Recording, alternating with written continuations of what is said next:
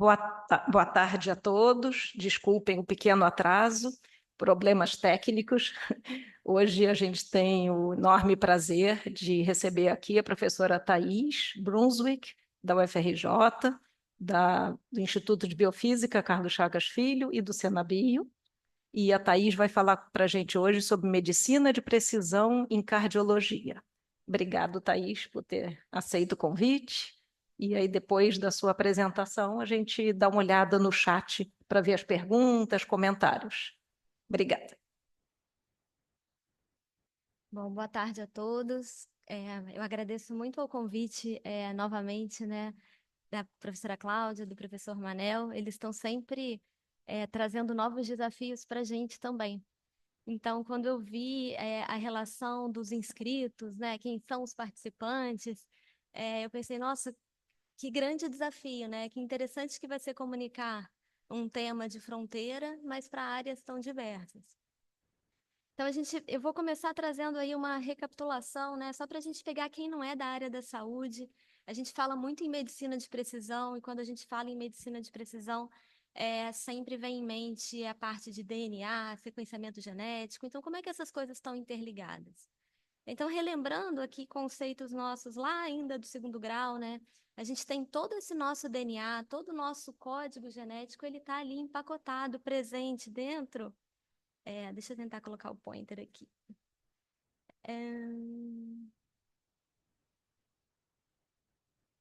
Não tem, mas tudo bem. Pode ficar sem, não tem problema. Esse DNA está lá empacotado dentro das nossas células e organizados em cromossomos. Se a gente for olhar esses cromossomos, a gente vai observar que a gente tem ali uma sequência de bases, né? Uma sequência aqui, ó, de letrinhas, A, T, C, G. E é essa sequência de letrinhas, né? Essa sequência de bases nitrogenadas que formam o nosso DNA. E esse DNA a gente recebe uma parte, ele vem da nossa mãe e uma parte do nosso pai. Então, nós recebemos uma cópia de cada cromossomo de cada um dos nossos pais. E assim a gente consegue começar a estudar e começar a compreender esses conceitos bem elementares de genética. Quando a gente começa a olhar essas letrinhas, a gente percebe que o que importa é a ordem em que elas estão organizadas no nosso DNA. Então, dependendo dessa ordem, é que as proteínas vão ser codificadas e que as nossas células, de fato, vão ser formadas. E quando a gente olha esse código, né, essa sequência, a gente pode ter algumas alterações que a gente chama de variantes gênicas e popularmente de mutações. O que são essas mutações? Elas podem ser alterações pequenas, como a gente ter a inserção de alguns poucos nucleotídeos dentro do nosso código, ou a gente ter a alteração de uma única base, né, uma única letrinha. Isso também pode causar um grande impacto, né, na leitura, na codificação das proteínas. Ou a gente pode perder uma parte desses nucleotídeos, né, uma parte dessas letrinhas sofrem deleção. E também tem partes em que a gente tem repetições. Aqui a gente vê CAG, CAG, CAG. Essas repetições chamadas em tandem, elas também são muito características de cada indivíduo. Então, a gente observa que algumas variações elas são possíveis, tem variações maiores, como variações estruturais, onde a gente perde ou troca grandes pedaços do cromossomo, mas não é aí que a gente vai entrar. A grande pergunta, né, que vem aí nos movendo há muitos anos é: o que então nos torna únicos nesse DNA? E esse eu achei que é interessante, que é o primeiro cartaz do Projeto Genoma, solicitando e recrutando voluntários para participar desse projeto, que era para a gente conhecer pela primeira vez o DNA humano. Como é que é essa sequência de um ser humano? E aí eu grifei aqui a chamada do cartaz dizendo o que eles tinham como objetivo, né? Eles queriam melhorar o diagnóstico e o tratamento de doenças hereditárias. Então, a gente vê que esse projeto ele teve início lá em 1984, que foi quando começou-se a planejar e a falar sobre o Projeto Genoma. Teve várias objeções, vários artigos falando que seria um esforço inútil, e hoje a gente vê o quanto isso, né, não estava correto. Em 1990, começou-se, então, deu início ao projeto e ele foi concluído só em 2003. Então, a gente teve o genoma ali decodificado de cerca de 20 voluntários. Então, não é de uma única pessoa, são de algumas pessoas reunidas em mais de 20 grupos trabalhando durante todo esse período, para a gente chegar, então, a conhecer o nosso genoma. E aí, aquela expectativa, né? O que nos torna únicos? A gente começou a perceber, eles trouxeram uma informação para a gente de que 99,6% do nosso DNA é idêntico. Então, o que vai nos tornar únicos são justamente aquelas variações que eu mostrei para vocês. É a porção que vai variar no genoma, que corresponde a cerca de 0,4%. Então, a gente está buscando entender o que significam esses 0,4% do ponto de vista de saúde e doença. E aí, quando a gente pensa em medicina de precisão, imediatamente vem na nossa mente de que é muito caro, que é muito impossível, que é muito inacessível. E a gente vê o quanto isso modificou, né? Então, lá no comecinho do projeto Genoma, o custo de um genoma completo estava aqui, ó, em 100 milhões de dólares, foi quando começou esse projeto. E a gente vê atualmente, aqui o gráfico ele termina em 2022, mas agora em 2024, a gente já está abaixo de US$ 1.000 por genoma. Então, a gente vê que teve uma queda aqui muito acentuada, que foi o desenvolvimento de uma nova tecnologia bastante disruptiva. E esse preço vem caindo ainda mais. Então, a gente começa a ver que não está tão inacessível assim. Se a gente for começar a pensar em diagnóstico, será que é possível? É possível a gente começar a olhar de maneira muito particular para o indivíduo pensando no diagnóstico? E aí, como é que a gente aplica isso na cardiologia? Tentando não cansar muito as pessoas aí que não são da área de saúde, né? Nós temos 4 grandes grupos de doenças. Esse aqui acomete diretamente as células do músculo cardíaco. Esse grupo de doenças acometem os canais que ficam lá na membrana das nossas células cardíacas e que são muito importantes para esse movimento de contração e relaxamento que a célula cardíaca faz. O desbalanço de lipídios também é bastante importante, e algumas doenças que acometem a aorta. Esses 4 grupos de doenças, eles são doenças hereditárias, ou seja, são doenças que são uma alteraçãozinha que está presente lá no DNA, que a gente conversou no começo dessa nossa explicação, e que são transmitidas de pai para filho. E mais do que isso, essas doenças, esse grupo de doenças, representam a principal causa de morte súbita em adultos jovens.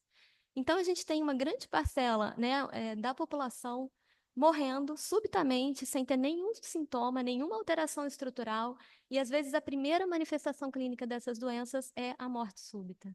Então, como é que a gente pode trazer para a realidade de cada indivíduo, né? Como é que a gente pode aplicar essas tecnologias para trazer uma melhora na qualidade de vida deles, na medicina de precisão, propriamente dita? Então, a gente começou com um desafio muito grande. Essa aqui é a foto da professora Adriana Carvalho, que é a coordenadora principal desse projeto. Eu sou coordenadora adjunta junto com ela. E o nosso primeiro objetivo foi estabelecer uma rede nacional de genômica cardiovascular. O que é isso? A gente queria fazer esse sequenciamento genético chegar às pessoas do Brasil inteiro e realizar o diagnóstico em si.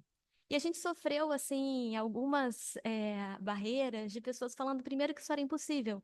Como é que a gente ia chegar lá em Manaus oferecendo DNA, oferecendo diagnóstico genético, sendo que nós estamos aqui no Rio?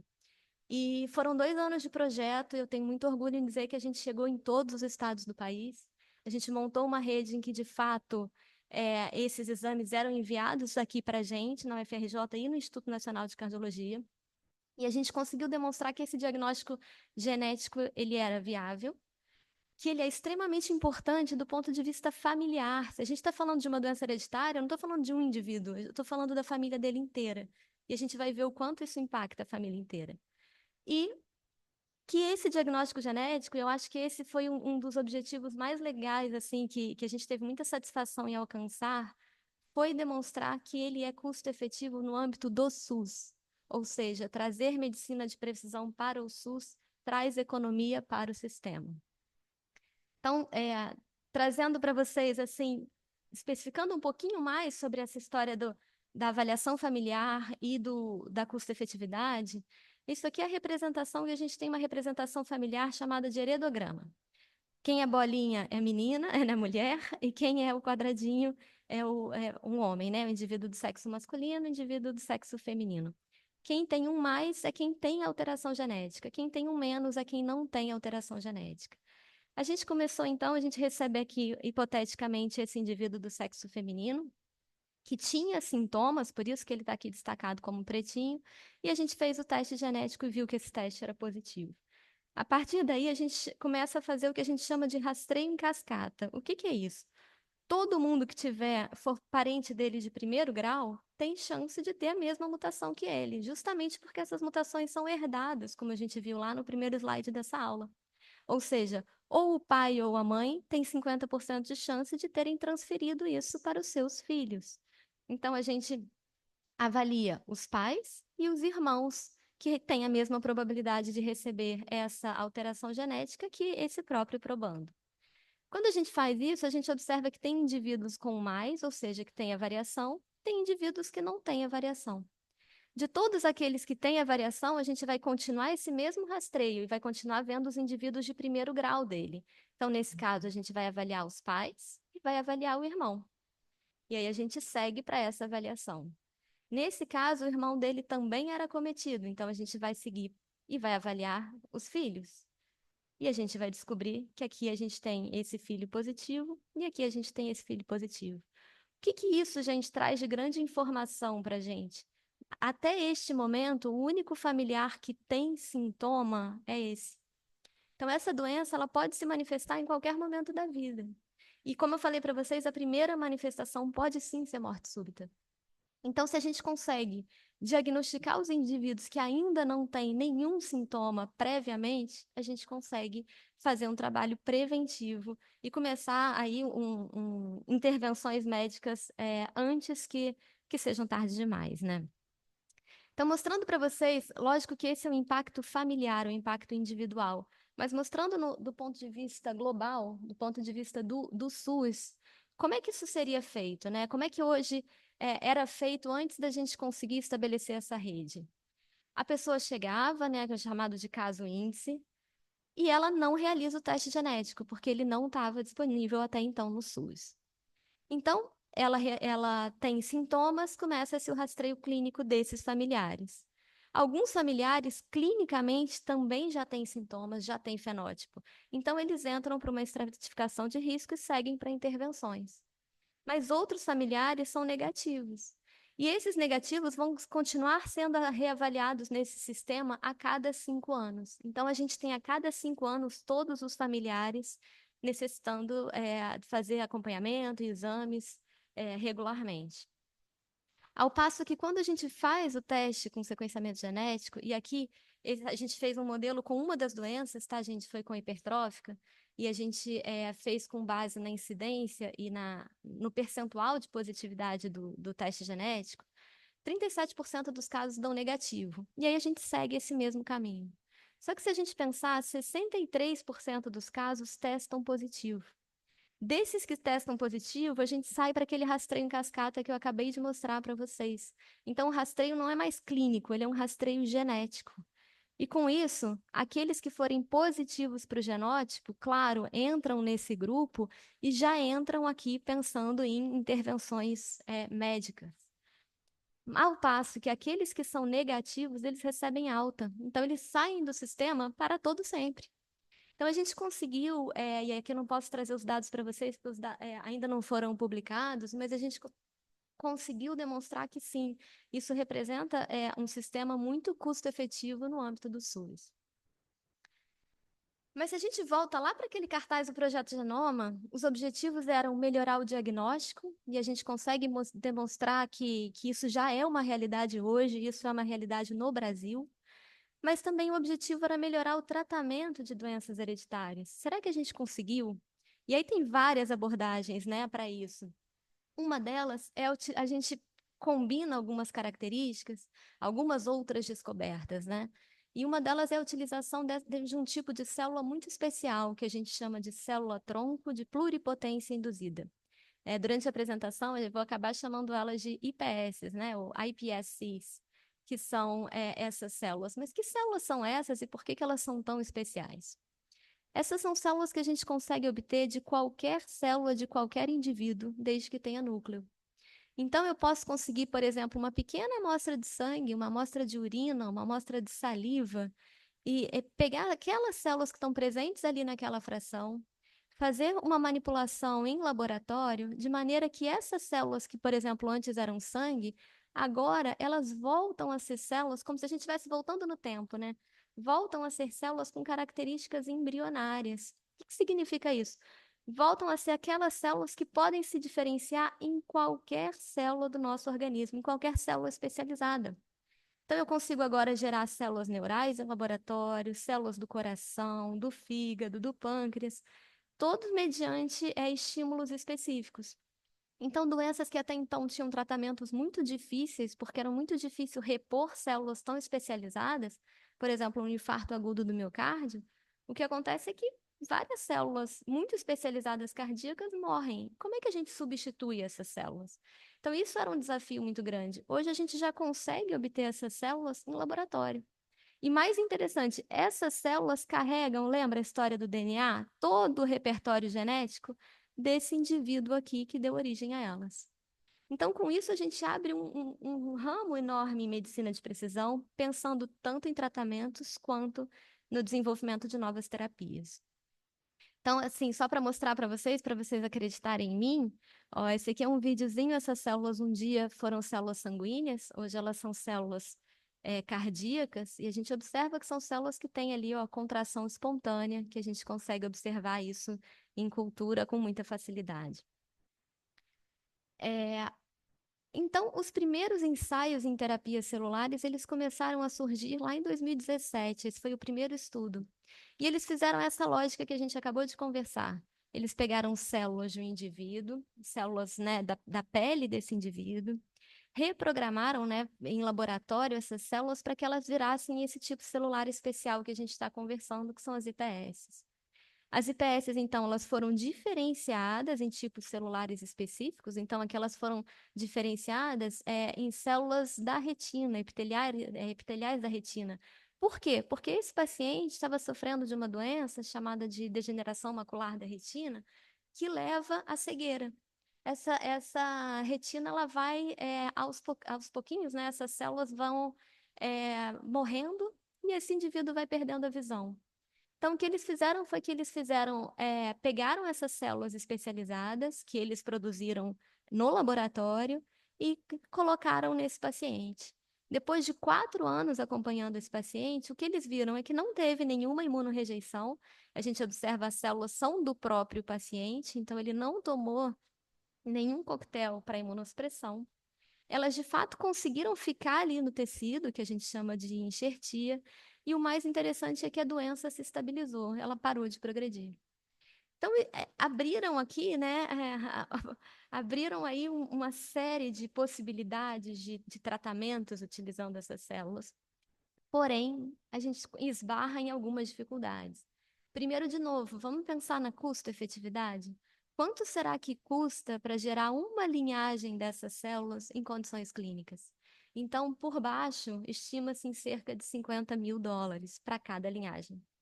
Mais do que isso, se a gente for pensar no tempo de produção, a gente, entre produzir e chegar no paciente, a gente vai ter, no mínimo, 6 meses. Será que ele pode esperar esse tempo? Vai depender do tipo de doença, vai depender do grau de comprometimento desse paciente. Para vocês terem uma ideia de que isso já é realidade, né? A gente não está tão distante, não é um cenário de ficção científica. A gente tem alguns ensaios clínicos acontecendo hoje no mundo em diversos sistemas diferentes para tratamentos de diversas patologias diferentes. Esses ensaios clínicos estão sendo conduzidos em países aqui também demonstrados nesse mapa, sendo o Japão ali a grande liderança. Mas quando a gente começa a olhar o retrato desses ensaios clínicos, começam a aparecer palavrinhas novas aqui. Então, a gente tem o autólogo, que é isso, né? A gente retira a célula do paciente e devolve uma célula especializada do próprio paciente. Então, é dele para ele mesmo. Só que o número de ensaios que tem crescido é de ensaios alogeneicos, ou seja, é de um outro doador para aquele paciente, justamente para tentar transpor as barreiras que eu coloquei aqui para vocês. E como é que a gente pode pensar em usar as células de uma pessoa para outra? A gente usa, então, a mesma lógica que é usada em transplantes de medula óssea. A gente pega e busca indivíduos, a gente vai olhar de novo lá na genética para ver esses receptores aqui de membrana chamados de HLA. E a gente vai procurar indivíduos que sejam homozigotos, ou seja, ele recebeu aqui, hipoteticamente, tanto da mãe quanto do pai, alelos vermelhinhos. Significa que ele pode, então, doar as células deles para todo mundo que tenha pelo menos um alelo vermelho. Então, a gente diminui, com um único doador, eu consigo, então, tratar diversas pessoas diferentes.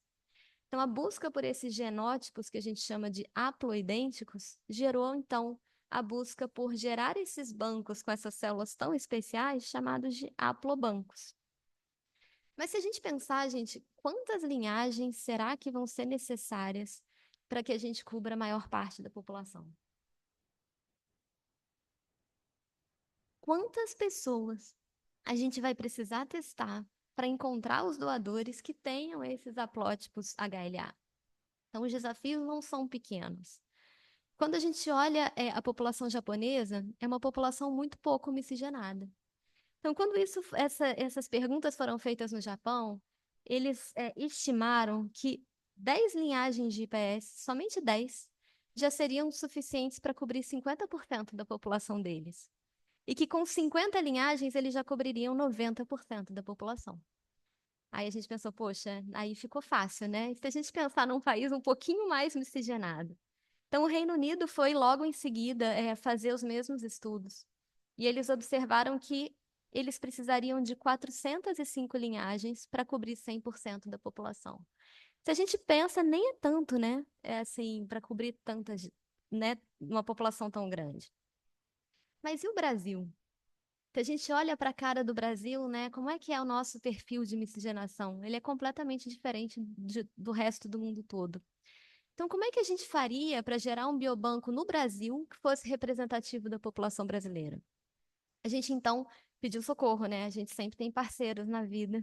Então, a gente entrou em contato com o Registro Nacional de Doadores Voluntários de Medula Óssea, que eles já têm previamente esse cadastro HLA dos indivíduos, são cerca de 5 milhões de indivíduos, e com base nesse banco de dados, a gente estimou quantos indivíduos a gente precisaria para a população brasileira. Então, a ideia agora é o seguinte: é buscar indivíduos que tenham esses genótipos haploidênticos, gerar as tais IPSs, e que essas IPSs elas possam ser diferenciadas e servirem para vários pacientes diferentes. Então, a gente resolve aqui o problema da custo-efetividade. Então, pensando em quantas linhagens seriam necessárias para cobrir a população brasileira, a gente olha aqui no eixo X o número de indivíduos triplo-homozigotos que a gente precisaria. Ops. E aqui no eixo Y, o percentual da população que a gente está cobrindo. Então, essa linhazinha azul aqui, ó, ela marca essa interseção, cerca ali de 95% da nossa população. Quantas linhagens a gente precisaria? A gente precisa de 559 linhagens para cobrir 95% da população. Quando a gente se deparou com esse número, e aqui eu destaco a liderança do estatístico Bernardo Tura para dirigir esses estudos, a gente falou, poxa, então agora está fácil. Vamos tentar fazer isso, né? Foi então que surgiu o Biobanco Nacional de Células-Tronco IPS. Esse biobanco, ele é coordenado pelo professor Antônio Carlos e pelo professor, ele não quer deixar, pelo professor Cristóvão Porto, junto comigo. E, então, ele é coordenado pelo FRJ e pela UERJ, e a gente tem o financiamento do Ministério da Saúde como parceiros, além do Redome, a USP e o Instituto Nacional de Cardiologia. Com esse projeto, então, a gente começa duas etapas, né? O nosso objetivo é chegar nas 550 linhagens. Então, a primeira etapa era o recrutamento. Então, a gente partiu do banco de dados do Redome, Deste banco de dados, a gente fez a triagem daqueles indivíduos haploidênticos. E aqui começou um trabalho hercúleo, que era ligar para cada um desses indivíduos, contar para eles do projeto e convidá-los para participar. Vocês podem imaginar, eu não sei quantos de vocês recebem ligações de números desconhecidos, quantos de vocês atendem, e, e o quão difícil era conseguir esses contatos. Mas nós somos brasileiros, não desistimos nunca. Então a gente conseguia encontrar esses doadores, explicava para eles o projeto, eles assinavam um termo de consentimento, doavam uma amostra de sangue. A gente fazia todos os exames laboratoriais que, para uma doação normal, né, de transplante, são realizados, criopreservava essas células para então compor o nosso biobanco. Durante a captação, daqueles 5 milhões de pessoas no banco de dados do Redome, a gente conseguiu filtrar 2.389 participantes elegíveis. A gente falou, tem 2.300, a gente só precisa de 500, então tá bom.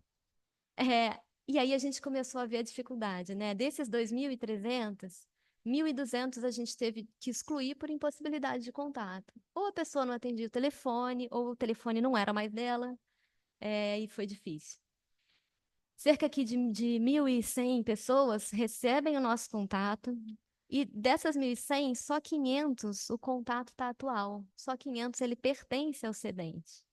E aí, quando a gente finalmente chega nessas pessoas, 273 aceitaram por enquanto participar, o projeto ainda está em andamento, e 318 foram excluídos por vários motivos, assim, alguns porque não quiseram participar e outros por motivos diversos. Mas a boa notícia é que a gente teve ali 273 pessoas até agora dizendo sim.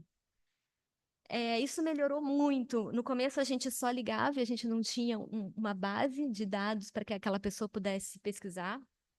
Eu não sou uma pessoa de redes sociais, mas eu tive que me render ao poder das redes. E no momento em que a gente colocou o site no ar, o Instagram funcionando, validação de API da Meta, a gente começou a melhorar muito o nosso recrutamento. Então, hoje, avaliando só aqui os triplo homozigotos, tá, gente? Porque a avaliação do quíntuplo ainda está em andamento, a gente já tem 19,5% da nossa população coberta. Depois de recrutar essas células e isolar, a gente está pensando que a gente está isolando a célula do sangue. Eu ainda tenho que gerar IPS. Então, tem todo um processo de geração de IPS que leva cerca de 120 dias. E aí sim a gente coloca e deposita essa célula no banco. A gente selecionou para começar, né, esse processo de geração 6, que foi o nosso compromisso com o Ministério da Saúde, 6 pacientes diferentes. Então, a gente ranqueou esses pacientes de acordo com a frequência. Então, para quanto mais pessoas ele pudesse doar. Então, quão mais frequente era o perfil dele. E ele ia recebendo esses números.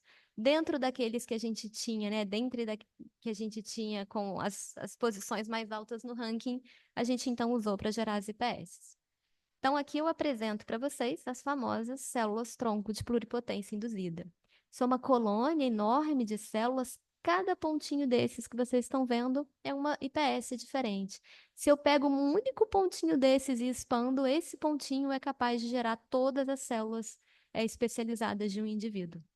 Então, nosso desafio não era só gerar a IPS, era gerar a IPS com o selo Anvisa, porque a gente precisa que essas células possam ser usadas em ensaios clínicos depois. Então, essas células passam por uma série de avaliações, que eu não vou me deter aqui com vocês agora, de avaliações técnicas, para que a gente tenha esse padrão de qualidade aceitável para a utilização clínica. Então, hoje, a gente já tem cerca de temos exatamente 273 amostras de sedentes incluídos.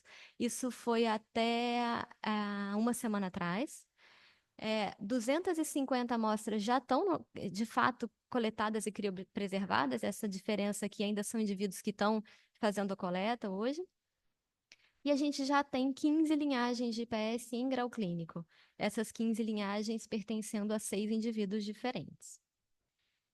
Então, assim, né? Isso é onde a gente está hoje e aqui é onde a gente quer chegar. A gente quer colocar o Brasil nesse mapa. A gente quer também poder contribuir para ensaios clínicos utilizando essas células, ensaios clínicos dentro desse contexto de medicina de precisão.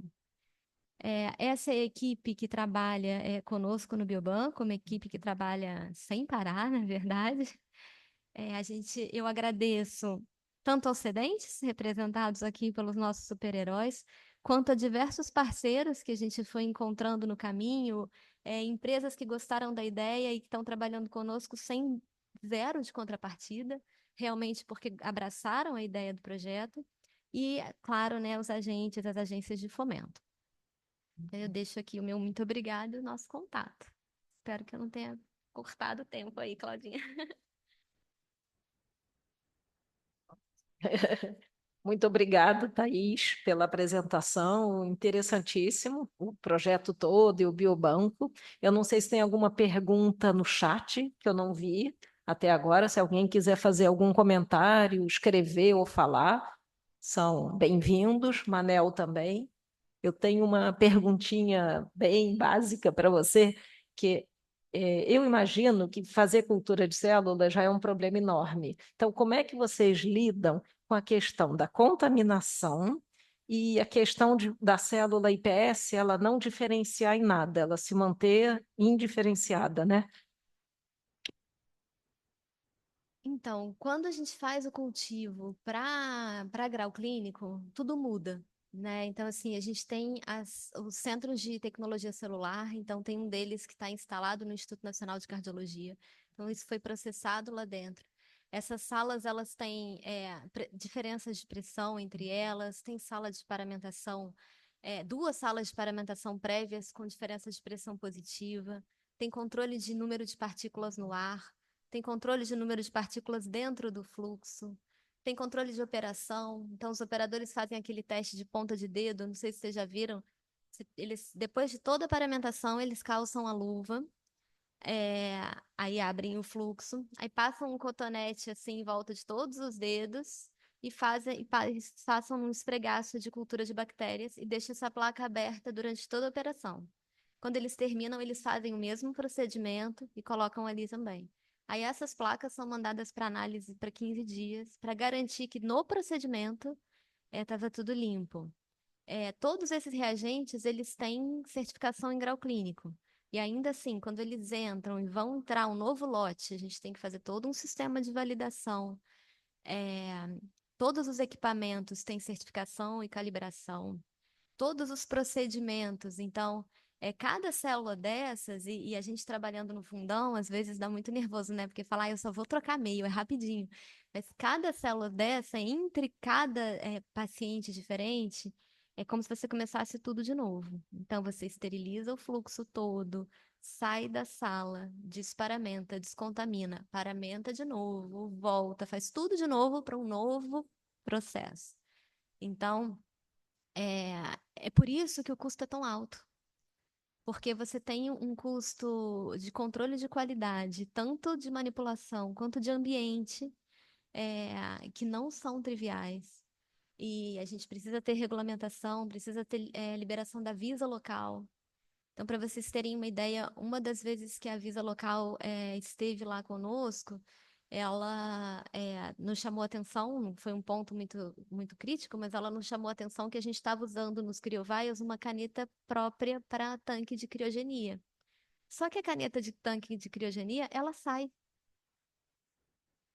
E aí ela falou, não, eu quero que você use a Sharp, né? A caneta que a gente usa normal no laboratório. Só que eu jamais imaginaria, porque, na verdade, a especificação é a outra caneta. Então, eles são extremamente rigorosos, e isso torna o processo todo muito mais lento de produção e muito mais caro, mas também muito mais seguro.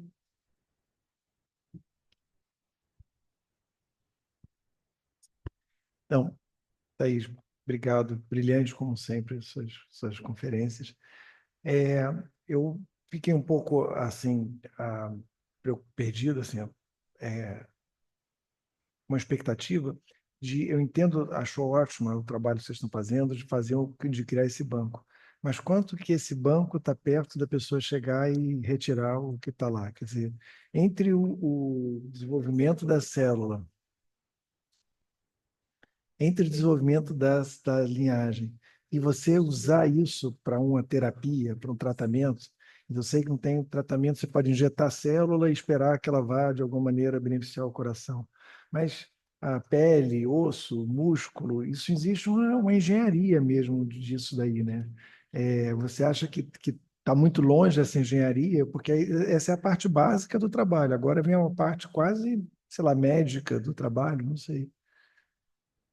Sim, com certeza, né? Assim, são trabalhos diferentes e complementares, né? O primeiro é a gente ter a célula disponível. E o segundo é a gente ter agora, e é uma dificuldade no Brasil, né? Fora do Brasil isso é mais fácil. Tem muitas indústrias patrocinando estudos para desenvolvimento. Então a gente diferencia essas células e trata a doença A, B e C.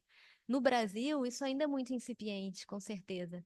Mas é interessante, assim, eu já fui procurada por duas instituições privadas que têm interesse em conduzir estudos próprios utilizando essas células, e a gente ainda está vendo como fazer, porque a gente não estava preparado para essa demanda.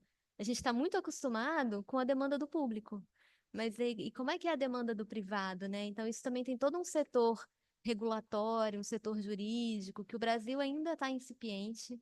E fora isso, como as nossas células, como eu falei, a nossa variabilidade genética é única. E isso vale ouro. Então, esse banco, ele começa a ser um banco de interesse para fora do país também. Então, para estudos que possam ser conduzidos fora do país. Então, a gente fica nessa interface. Tem alguns grupos que já conduziam os ensaios de terapia celular, né? Conduziram lá no início dos anos 2000, que agora parecem que estão, de novo, tomando fôlego para tentar caminhar utilizando as IPS, mas eu concordo com você, ainda é incipiente no Brasil. Mas eu tenho esperança, assim. Acho que a gente chega.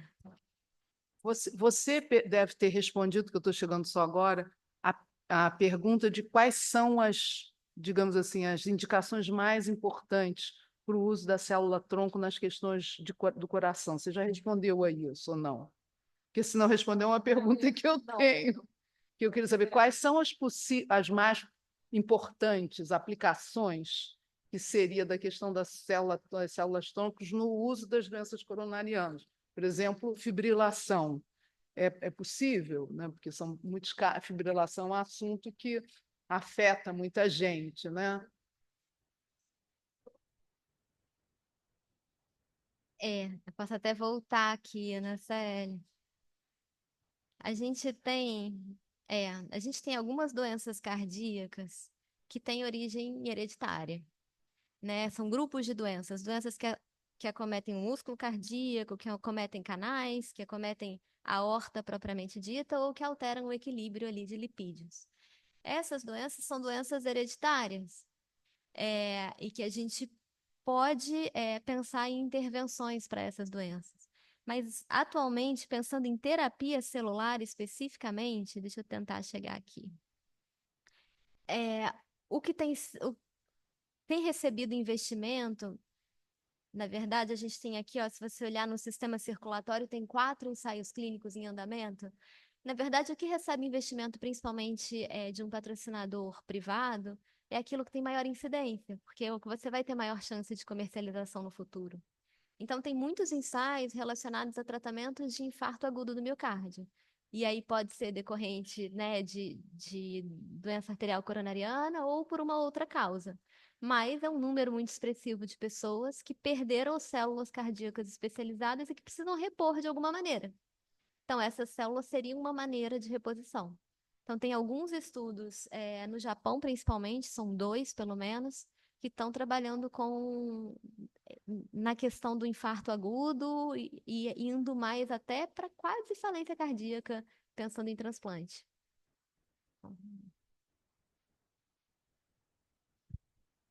Você falou de morte súbita e eu lembrei porque eu conheço uma pessoa conhecida que faleceu bem jovem com morte súbita. Se sabe exatamente genes relacionados a isso? Sim, aqueles 4 grupos de doenças que eu mostrei para vocês são grupos bem comuns em que isso acontece com muita frequência. Então, quando a gente está conversando com os pacientes, é muito comum ele falar, ele relatar diversos familiares que morreram de morte súbita, e eles não entendem o porquê, eles atribuem as causas mais diversas. Tem uma família que fala que sabe que não pode tomar banho depois de pegar trem, porque se faz isso morre. E, na verdade, né, a pessoa tenta estabelecer uma conexão. Então, o diagnóstico genético faz essa diferença também. Porque a pessoa tem um coração estruturalmente normal e, de repente, né, acontece muito com jogador. A gente vê jogador de futebol em campo. E são doenças genéticas que essa manifestação pode acontecer. Então, se a gente consegue identificar previamente, a gente consegue impedir que esse fato aconteça. Mas é muito comum, sim, infelizmente. E aí são genes específicos relacionados, que aumentam a predisposição. Aí, eu estou pensando,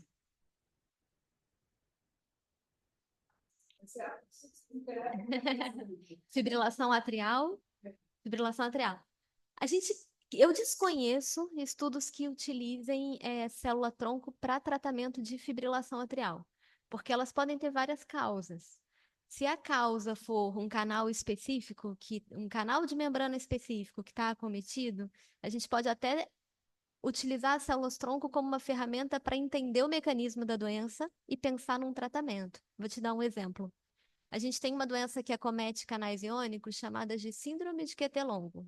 Quando o indivíduo faz aquele eletro, o eletro dele, aquele traçado, ele está muito alongado, ele está muito alargado, porque um dos canais iônicos dele não funciona adequadamente. A gente tem vários estudos, o nosso grupo fez isso também. A gente foi estudar uma família dessas que ninguém entendia por que que ela tinha isso. A criança era muito um fenótipo muito exuberante e a mãe tinha a mesma mutação, não tinha nada. E a gente foi entender o que que era isso. E a gente entendeu que in vitro, né, em laboratório, que o problema é que a proteína que forma o canal, que tinha que estar lá na membrana, não ia para a membrana. Ele fazia a proteína e ela ficava presa no núcleo. E aí a gente viu que se a gente trata essas células com uma droga que é usada para tratar fibrose cística, que não tem absolutamente nada a ver, mas ele aumenta o transporte. Ele aumenta o transporte para a membrana de proteínas. É isso que ele faz. Esse paciente deixou de ter fenótipo. Então, tem ensaios clínicos sendo feitos com agora essa droga, chamada Lumacaftor, para tentar, então, ver se recupera esses pacientes. Mas só foi possível entender esse mecanismo utilizando a célula-tronco, mas não foi ela diretamente o tratamento, entendeu?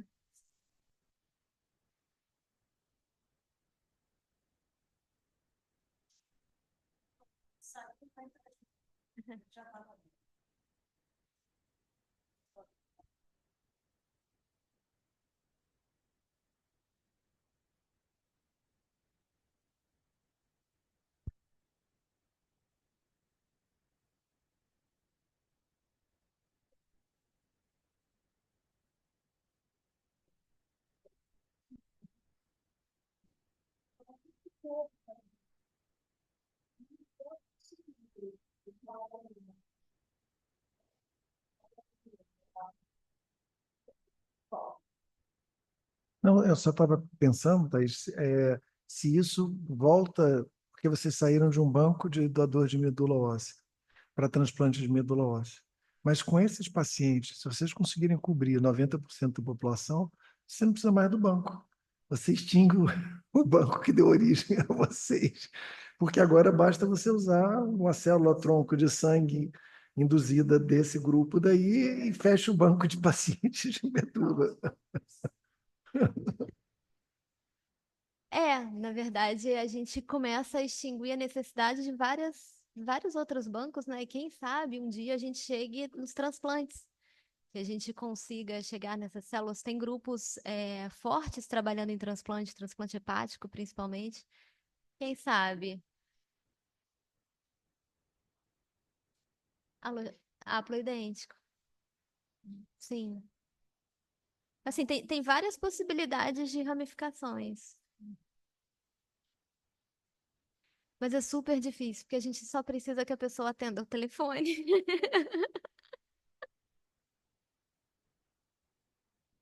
Thaís, então, muito obrigada. A gente pode parar a gravação. Te agradeço muito pela ótima apresentação. Obrigada.